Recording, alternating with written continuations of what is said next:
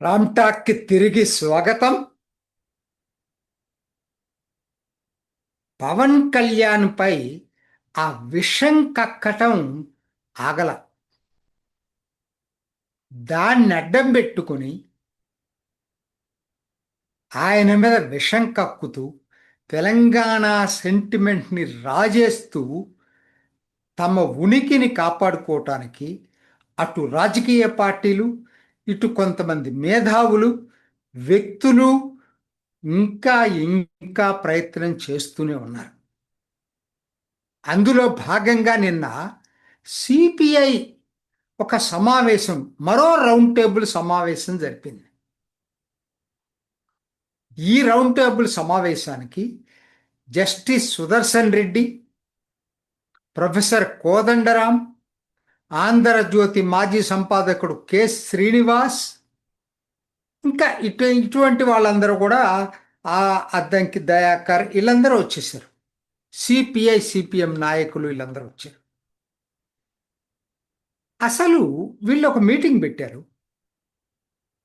మీటింగ్కి పెట్టిన ఉద్దేశం ఏదో అన్యాయం జరిగింది, తప్పు జరిగింది, ప్రొఫెసర్ నాగేశ్వర్ గొంతుని నొక్కేస్తున్నారనేటువంటి భావన ఇవ్వటానికి మీటింగ్ పెట్టారు. సరే, మీటింగ్ పెట్టిన వాళ్ళు అసలు దీనికంతటికీ కారణం ఆంధ్ర తెలంగాణ అసలు లేని అంశాన్ని ఆంధ్ర తెలంగాణ అంశంగా చిత్రీకరించి ఆంధ్రుల్ని బూతులు తిట్టి దారుణాతి దారుణమైన పదజాలంతో ఈ ప్రాంతీయ విద్వేషాలు రెచ్చగొట్టిన మొట్టమొదటి రౌండ్ టేబుల్ సమావేశాన్ని, అందులో జరిగినటువంటి ఆ సంభాషణల్ని,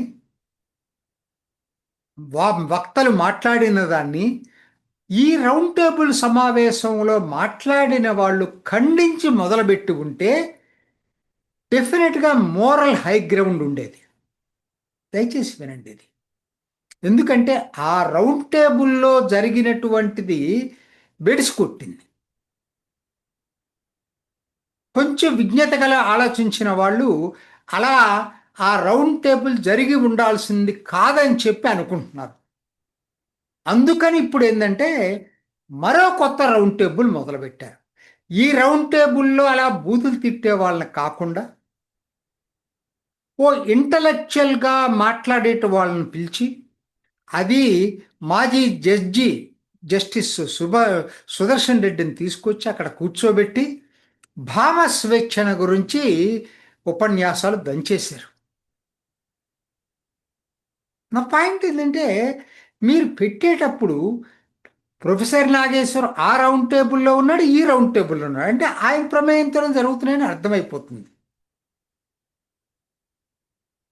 ప్రాంతీయ విద్వేషాలు రెచ్చగొట్టడం ఎంతవరకు సమంజసం అనేది ఇక్కడ కూర్చున్న మేధావులు ఒక్కరికి కూడా ఆలోచన రాలేదా?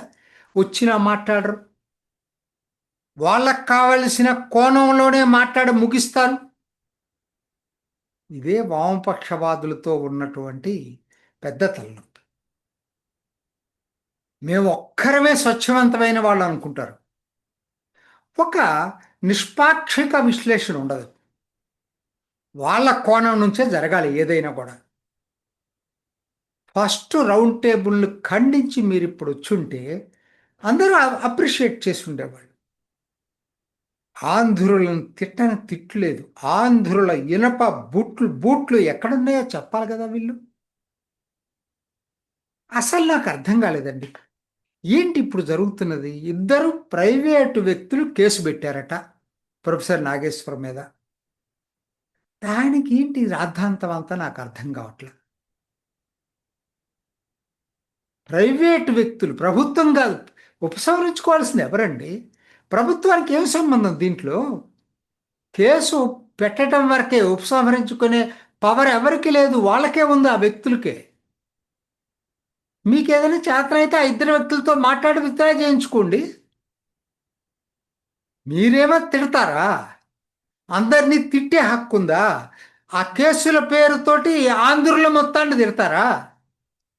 కానీ ఇది భావస్వేచ్ఛ. మళ్ళా బూతులు తిట్టడం భావస్వేచ్ఛ, ప్రాంతీయ విద్వేషాలు రెచ్చగొట్టడం భావస్వేచ్ఛ.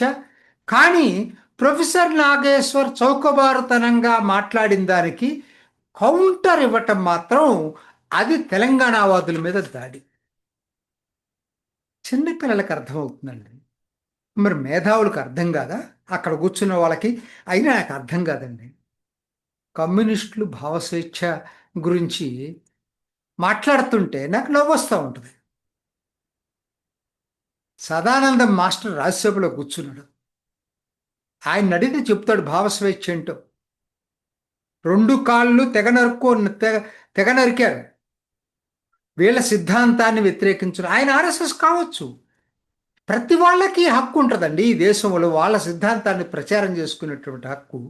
ఆర్ఎస్ఎస్ చట్ట విరుద్ధ సంస్థ కాదు కదా. నువ్వెవరు చెప్పటానికి? నువ్వెవరు కాళ్ళు నరగటానికి? అరే బెంగాల్లో ప్రభుత్వం ఉంటే చూసాం కదండి, ఎంత దారుణంగా సిపిఎం మరి ప్రభుత్వాన్ని ఏలింది. ఆ కోపంతోనే కదా మమతా బెనర్జీకి ప్రజలు ఓటేసింది. ఈ రోజు కూడా మిమ్మల్ని ఆదరించింది. అక్కడ దాకా ఎందుకండి? అసలు ప్రపంచంలో ఎక్కడైనా భావ స్వేచ్ఛ ఉన్న కమ్యూనిస్ట్ దేశం ఒక్కటి చెప్పండి, ఒక్కటి. అంతకుముందున్న కమ్యూనిస్ట్ దేశాలు, ఇప్పుడున్న కమ్యూనిస్ట్ దేశాల్లో ఒకే ఒక్కటి మేము ఫుల్ ఫ్రీడమ్ ఇచ్చామని చెప్పే దేశం ఉంటే అప్పుడు ఈ కమ్యూనిస్టులు చెప్పేది ఒప్పుకుంటా. ఎందుకంటే వాళ్ళు దేశానికి సంబంధించిన వాళ్ళు కాదుగా, ప్రపంచానికి సంబంధించిన వాళ్ళు. Hitler fascism, Iran religious monotheism, religious monopoly అనుకోండి, అట్లానే కమ్యూనిజం. ఇవన్నీ ఒక కోణానికి, ఒక నాణ్యానికి ఉన్నటువంటి బొమ్మ బురుసులేనండి. వీళ్ళు ప్రజాస్వామ్యాన్ని గురించి మాట్లాడటం ఏంటి?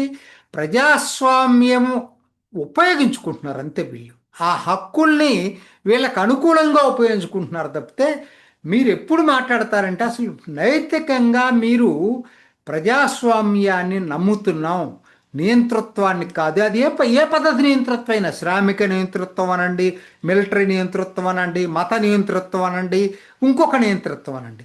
అసలు ఆ నియంతృత్వం అనే పదాన్ని మీరు వదిలిపెట్టిన రోజు మీరు ప్రజాస్వామ్యాన్ని గురించి మాట్లాడండి, అప్పుడు నేను ఒప్పుకుంటా. ఎవరే చెప్తారండి? అసలు ఏం మాట్లాడాడు పవన్ కళ్యాణ్? ఎందుకు ఇంత రాద్ధాంతం చేస్తున్నారు? ఇంకా కూడా నమస్తే తెలంగాణ చూస్తున్నాను, ఆ వ్యాసాలు దారుణంగా ఇంకా రెచ్చగొడుతున్నారు. తెలంగాణ అస్తిత్వానికి దెబ్బ తగిలింది. పవన్ కళ్యాణ్ మాట్లాడింది అసలు భరించరాని పద్ధతుల్లో తెలంగాణని అవమానం చేశాడు. అహంకారంగా మాట్లాడాడు. ఏం అహంకారంగా మాట్లాడాడండి? ఆయన్ని ఒరే గిరే అని, ఇంకా దొంగన అట్లా మాట్లాడితే ఆయన నువ్వు ఎట్లా వస్తావని ఎంత చూస్తావని చెప్తే ఆ స్థాయిలో ఆయన మాట్లాడలేదే. ఆయన ఏమన్నాడు? వాళ్ళని గురించి అలా మాట్లాడిన వాళ్ళకి కనీసం నీ అయ్యి జాగీరా తెలంగాణ అన్నాడు. తెలంగాణ ప్రజల్ని ఎక్కడన్నాడండి? తెలంగాణ సమాజాన్ని ఎక్కడన్నాడండి? లేనిపోంది తెలంగాణని అన్నట్టుగా చిత్రీకరించి నాయకులు, వక్రీకరించి నాయకులు పవన్ కళ్యాణ్ తెలంగాణని అవమానించాడని చెప్తున్నాడు. ఆయన మాట్లాడింది బూతులు తిట్టిన వాళ్ళని. ఆయన మాట్లాడింది నువ్వు ఎలా వస్తావు తెలంగాణకి చూస్తావు అన్న వాళ్ళని. అదెలా తప్పవుతుందండి? దమ్మును మొనగాడు కాబట్టే అటువంటి బుద్ధి లేని వ్యక్తులకి సరైనటువంటి సమాధానం చెప్పాడు. ఆయన తెలంగాణ ప్రజలనల్లా అసలు మీటింగ్కి ఆయన పెట్టుకుంది ఇంటర్నల్ మీటింగ్ అండి. ఎవరు అక్కడ మీటింగ్ పెట్టుకొని ఆంధ్ర వాళ్ళు వచ్చి మీటింగ్ పెట్టుకుంటున్నారా? 2000 సాధకులు అంటే ఎక్కువ మంది మెంబర్షిప్ తెలంగాణలో చేర్పించిన వాళ్ళని సాధకులు అంటారు. ఆ జనసేన సాధకులకి ఆంతరంగికంగా వాళ్ళ పర్సనల్ మీటింగ్ అది. భూమిపుత్రులు, తెలంగాణ భూమిపుత్రులు వాళ్ళందరూ, వాళ్ళు ఆంధ్ర వాళ్ళు కాదే. దానికి వాళ్ళకి లేదా తెలంగాణ జాగీర్ వాళ్ళది. నీకెంత హక్కు ఉందో వాళ్ళకి అంత హక్కు ఉంది. అంటే మీరు బూతులు తిట్టచ్చు. ఆయన మిమ్మల్ని ప్రశ్నిస్తే మీ జాగీరా అంటే, మీ అయ్య జాగీరా అంటే తెలంగాణ ప్రజలను అన్నట్ట ఇప్పుడు అన్నాడండి ఆయన. ఆయన ఏ రోజు తెలంగాణ ప్రజలను అగౌరపరిచి మాట్లాడలే. ప్రజలకి నాయకులకి తేడా చూడండి, అప్పుడు మీకు అర్థమవుతుంది. అంటే ట్విస్ట్ చేయటంలో మీరు చాలా చాలా ట్విస్ట్ చేయటం, విషం కక్కటం, సెంటిమెంట్ రా చేయటంలో ప్రతిదాన్ని వాడుకుంటారు మీరు. అనని దాన్ని అన్నట్టుగా చేసి పవన్ కళ్యాణ్ విలన్గా చూపిస్తారు. రెండోది ఏంటండి, నమస్తే తెలంగాణలో కేటీఆర్ కూడా మాట్లాడాడు. ప్రాంతీయవాదాన్ని ఉగ్రవాదం అన్నాడు. ఎక్కడన్నాడండి పవన్ కళ్యాణ్? ఇంత ఇంత చీప్గా తయారైపోతారేంటి రాజకీయ నాయకులు? ఆయన అన్నదేంటి? ప్రాంతీయవాదం దేశ సమగ్రతని దెబ్బతీసే స్థితికి వచ్చినప్పుడు అది ప్రాంతీయవాదం కన్నా ఉగ్రవాదం లాగా మారుతుందన్నాడు. తప్పెట్లవుతుందండి? ఎవరైనా చెప్పమనంటే తప్పెట్లవుతుందో? నీ భాషను నువ్వు ప్రేమించు, నీ ప్రాంతాన్ని నీ ప్రేమించు, కానీ దేశాన్ని ద్వేషించే పని చేయకూడదు. అదే ఆయన చెప్పింది. ఈ దేశంలో ఒకరు రెండో చోటకి రాకూడదు, బూతులు తిట్టొచ్చు, రెండో వాళ్ళని పేరు పెట్టి మా బూతులు తిట్టచ్చు, ప్రాంతాలను తిట్టచ్చు, ప్రాంతాల వాళ్ళందరినీ బూతులు తిట్టచ్చు. ఇది ప్రాంతీయవాదం కాదు. అది పవన్ కళ్యాణ్ చెప్పింది. దేశభక్తికి, దేశ సమగ్రతకి భంగం కలిగించే ప్రాంతీయవాదాన్ని గురించి మాట్లాడే వాళ్ళని గురించే ఉగ్రవాదంగా మాట్లాడాడు. మొత్తం ప్రాంతీయవాదాన్ని అనలేదు. ఆయనే ప్రాంతీయ పార్టీ అండి. ఈ లాజిక్ ఎందుకు మిస్ అవుతున్నారు? Just common sense and logic. ఆయనది ప్రాంతీయ పార్టీ, కాకపోతే జాతీయ భావాలతో కూడుకున్న ప్రాంతీయ పార్టీ అని ఆయన ప్రణాళికలను ప్రకటించుకున్నాడు. ఆయన చెప్పేది ఏంటంటే ఎటువంటి ప్రాంతీయవాదమైనా జాతీయవాదానికి లోబడే ఉండాలి. తప్పు ఎలా అవుతుందండి? అలా లోబడకుండా అది పరోక్షంగా దేశ సమగ్రతను దెబ్బతీసేటప్పుడు అది ఉగ్రవాదం కన్నా ప్రమాదకరం. నేను కూడా చెప్తున్నాను. తప్పు ఎలా అవుతుందని ఎవరైనా మీరు దాన్ని అనని మాటల్ని అన్నట్టుగా చిన్న పదాన్ని మార్చేసి ట్విస్ట్ చేసి ఆయన తెలంగాణ మొత్తాన్ని అయ్యజాగిరి అన్నట్టు,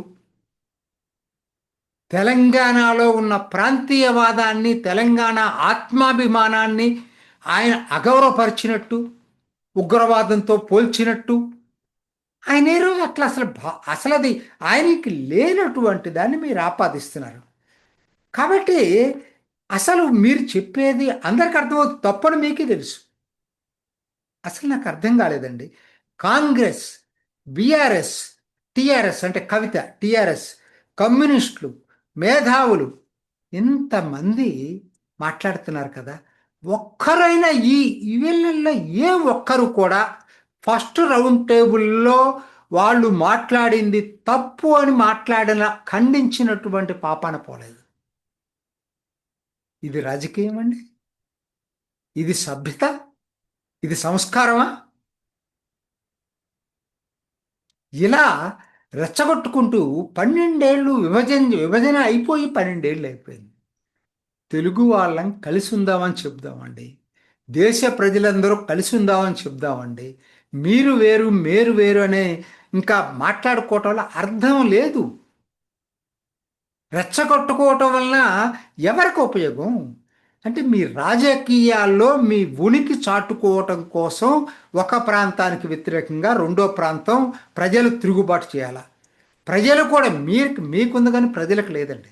ఆంధ్ర తెలంగాణ ప్రజలు ఇవాళ కలిసిపోయారు. అసలు ఆంధ్ర తెలంగాణ ఏంటంటే సగం మంది రాష్ట్రాలు విడిపోయినాయి, వదిలిపెట్టండి. ఆంధ్ర వాళ్ళలో సగం మంది హైదరాబాద్లో ఉంటారు, మళ్ళీ వాళ్ళకి మూలాలు ఉన్నాయి ఇక్కడ, వాళ్ళు ఇక్కడ ఒకరన్న కుటుంబం ఉంటుంది. వాళ్ళకి లేనిది మీరెందుకు క్రియేట్ చేస్తున్నారు?